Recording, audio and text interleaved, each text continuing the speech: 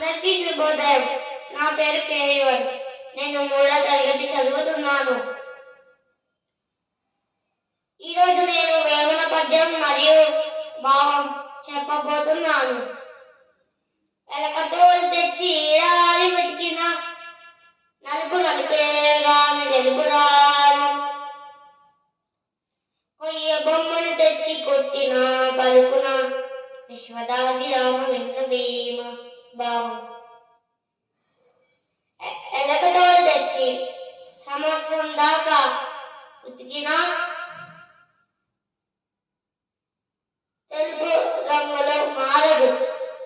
అదేవిధంగా కర్ర బొమ్మను తెచ్చి ఎంత కొట్టినా కూడా అది మాట్లాడలేదు. అదేవిధంగా మనిషి సహజమైన బుద్ధిని మార్చుకోలేదు. Thank you.